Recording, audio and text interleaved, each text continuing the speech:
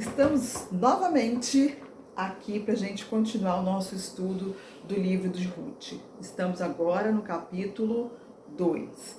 Ontem nós paramos no versículo 3.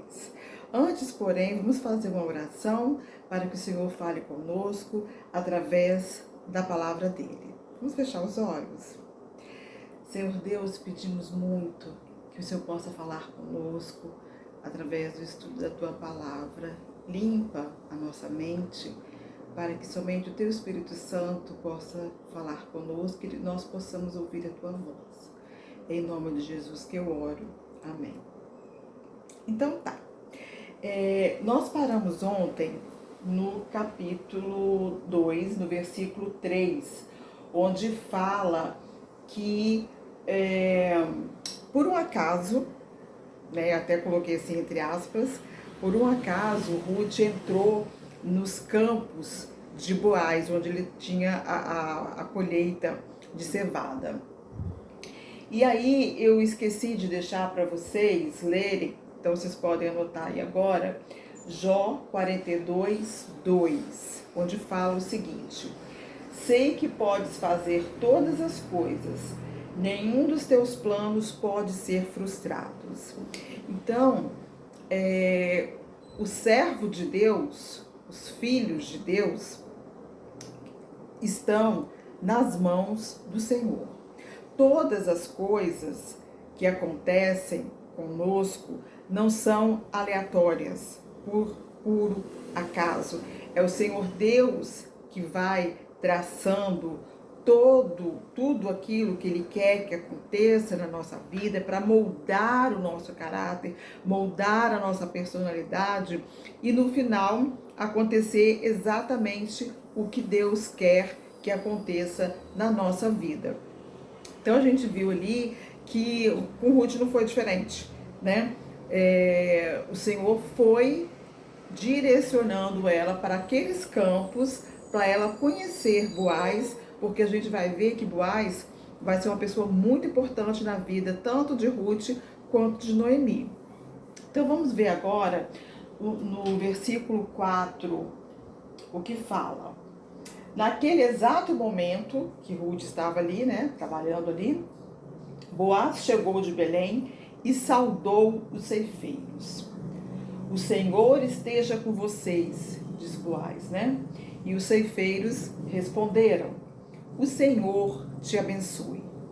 Então, Ruth estava ali fazendo, respigando, ou rebuscando as espigas de cevada, quando o dono daquele campo, que era Boaz, chegou ali. Ele veio de Belém, provavelmente ele morava em Belém, e chegou no campo para cuidar da plantação dele, do trabalho dele, das coisas dele ali como dono. Ele tem que fiscalizar, ver, como é que estavam as coisas. E ele faz essa saudação: o Senhor esteja com vocês, o Senhor de Israel esteja com vocês. Eles responderam: que o Senhor te abençoe. É mais ou menos, eu penso, que é como a gente chegar perto de um outro irmão e falar graça e paz, Porque a gente tem algumas características de Boaz. Já no primeiro versículo do capítulo 2, já fala algumas coisas, Que ele era um homem rico, ele era um homem influente ali naquela sociedade, inclusive o nome Boaz significa força, E ele também, pela fala que ele tem, a saudação que ele dá aos seus empregados ali, me demonstra ser um homem temente a Deus, Um servo do Deus de Israel, um temente ao Deus de Israel, Então ele chega com essa saudação. Aí no 5, vamos continuar no 5. Boaz perguntou ao capataz dos ceifeiros: a quem pertence aquela moça? Então tinha, os ceifeiros que trabalhavam ali, E tinha o capataz, o administrador, aquele que cuidava, né, da plantação ali, das colheitas, né, principalmente na falta de Boaz. Então Boaz perguntou para eles, de quem é? Quem é essa moça? Então ele observou que Ruth estava ali.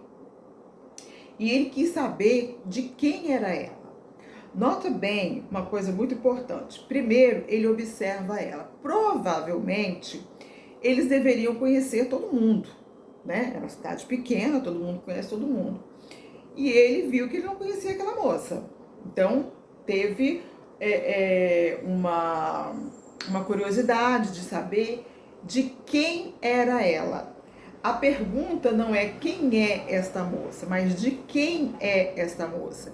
Porque normalmente, a gente já comentou isso no primeiro capítulo, que normalmente as mulheres pertenciam a alguém. Pertenciam ao pai, antes de casar, né? Depois pertenciam ao marido e, por fim, ela poderia ser serva, poderia pertencer a algum outro senhor, né? E aí eu quero deixar uma coisa aqui pra gente, nós, principalmente para as mulheres que estão assistindo isso aqui. Talvez você não vá gostar do que eu vá falar. Por que você não vai gostar? Porque você já está com a mente cauterizada pelo feminismo. Mas nós, mulheres, independente de você achar que nós vamos ser tratadas como propriedade ou não, nós pertencemos a alguém, né? Nós levamos o nome do nosso pai quando nós nascemos. Depois que nós casamos, nós pegamos o sobrenome do marido, porque nós pertencemos ao nosso marido. É a minha mulher, o meu marido, um pertence ao outro, né? Então, nós devemos ficar atentas a pequenos detalhes que vão moldando a nossa cosmovisão de acordo com a nossa cultura, de acordo com o nosso ambiente onde nós vivemos. Entendeu? Nós temos que ter uma cosmovisão bíblica, não uma cosmovisão mundana. Porque a cosmovisão mundana vai falar coisas diferentes para nós. Que isso? Mulher é propriedade, né? Mulher tem dono. Eu não sou dono de ninguém, eu sou independente, eu vivo a minha vida, tá? Então nós temos que ter cuidado com essas coisas. Eu estou lendo um livro, Introdução à Cosmovisão Cristã, e ele está me dando muita vontade de fazer um estudo também sobre isso, né? Principalmente para nós, mulheres, não absorvermos a cultura que tem chegado a nós do feminismo. E ela vai entrando sorrateiramente, com palavras lindas, bonitas, que são legais aos nossos ouvidos, né? Mas vamos deixar isso para outro estudo, né? Isso é um outro estudo que eu estou pensando em fazer, vamos ver se vai dar certo. Então vamos continuar aqui.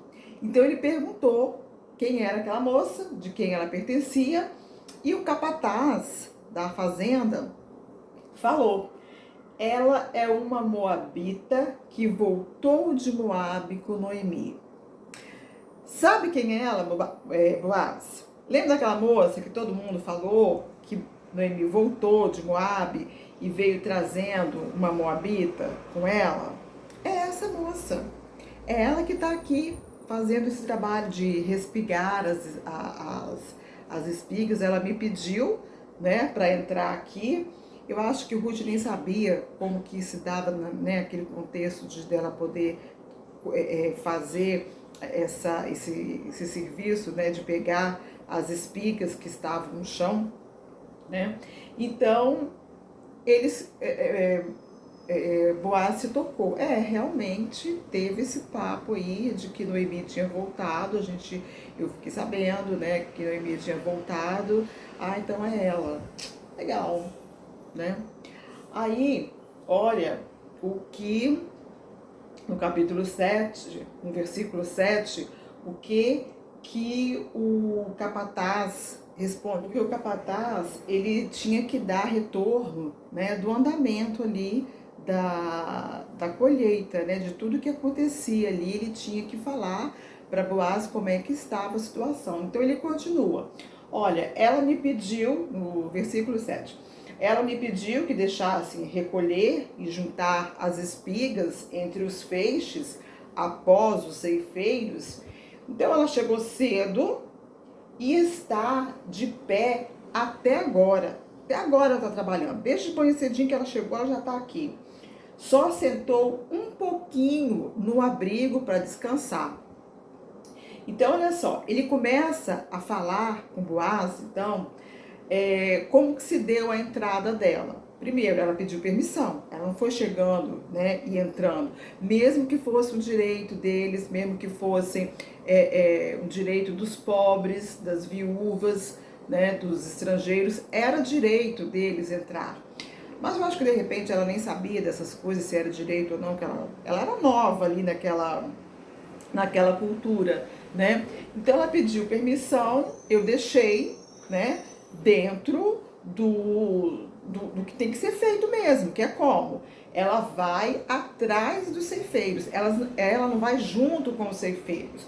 Os ceifeiros e os servos são trabalhadores de Boaz. Já os respirgadores, ou aqueles que pegam, né, o rebuscadores, aqueles que pegam as espigas pelo chão, eles não são trabalhadores, né? Então, ela vai após os ceifeiros. Depois que os ceifeiros fez aquela parte ali toda, eu acho que eu já expliquei na aula passada, né? Vai na frente, eles vão cortando, os homens vão cortando as espigas, elas vão caindo no chão, vem as servas atrás, fazendo molhos, amarrando, né, os feixes e levam para outro lugar para poder ser armazenado ali. E nisso que vai fazendo os feixes e levando para outros lugares, caem algumas espigas por ali, né? Essas espigas não podem ser recolhidas. Essas espigas são para essas pessoas, né, os pobres, os miseráveis, vamos falar assim, que não tinham como comer, como sobreviver. Ali era uma oportunidade para eles poderem ter alimento. Então, ele fala isso com ela, com Boaz, e ele acrescenta mais. Olha só, Boaz, ela chegou aqui de manhã cedo, foi praticamente uma das primeiras a chegar, e está trabalhando direto, sem parar, né? Ela sentou só um pouquinho no abrigo, porque tinha um abrigo que era tipo uma choupana, uma choça, né, que era de palha, uns tetozinhos de palha, para você esconder ali do sol. Então você podia, porque o sol era muito forte, né, na Palestina lá, é um lugar que o sol é muito forte. Então, o que eles faziam? Às vezes tinha alimento, tinha água ali, né, para os trabalhadores. A gente vai ver isso. Para os respigadores não tinha essas coisas, não. Os trabalhadores, provavelmente o próprio dono da fazenda, do campo ali, providenciavam eles mesmos, né? Providenciavam água para eles, comida e tal. Então, nessa choça,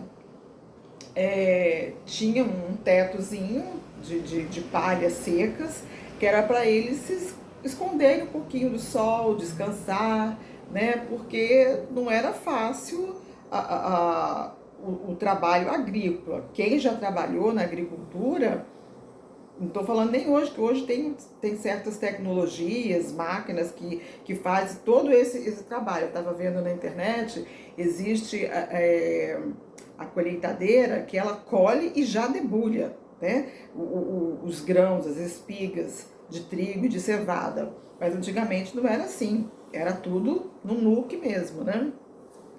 Então ele estava falando isso. Então a gente pode observar que a gente pode observar que Ruth era uma mulher trabalhadora. De outra qualidade que a gente vê nela é isso. A gente já viu que ela era uma mulher que cumpria com seus compromissos e agora a gente vê que ela é uma mulher trabalhadora, como diz Provérbios 31, é uma mulher que não come o pão da preguiça, chamada mulher virtuosa. E a gente vai ver mais pra frente que Boaz vai falar isso exatamente com ela, né? Que ela é uma mulher virtuosa. Mas isso a gente vai ver mais pra frente, tá? Agora eu queria só fazer uma licença poética. Como sempre, né? Com as minhas imaginações, né? Eu gosto de imaginar, gente. Eu gosto de me colocar naquele lugar, naquela situação. Observa só. Por que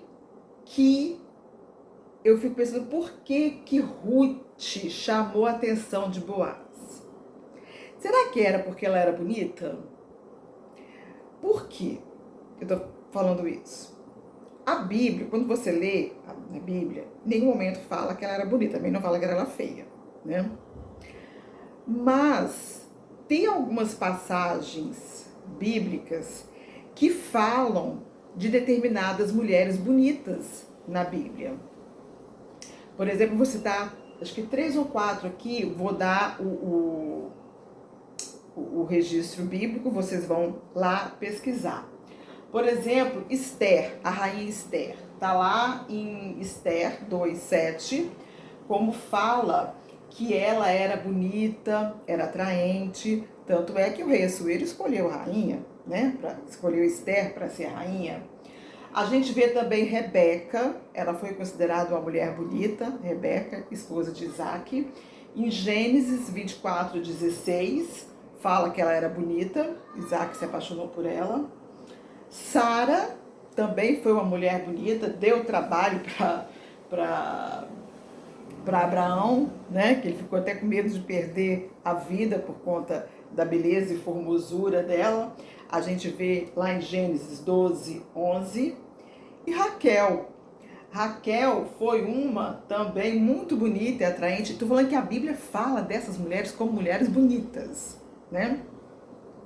E aí, tanto é que Jacó, quando viu Raquel, ele se apaixonou por ela, né? Amor à primeira vista. Tanto é que ele trabalhou 14 anos por ela, né? Para ter o direito de ser marido dela. Por que eu estou falando isso? Porque às vezes a gente vai achar que Boaz se apaixonou pela beleza de Ruth. Só que vamos nos colocar naquela época, naquela situação, naquele lugar. Ruth já estava vindo, recém-vinda, de uma viagem a pé, queimada pelo sol, mancha na pele. Ela estava ali rebuscando as espigas, né, de cevada no calor. Quando ele fala quando fala que Boaz, né, chegou ali, praticamente ele estava falando, o ceifeiro fala que ela trabalhou desde manhã, então provavelmente já deveria ser quase que à tardinha, perto do almoço, assim, né? Suada, com a roupa toda suja, porque você acha que ela estava lá fazendo esse trabalho como, né?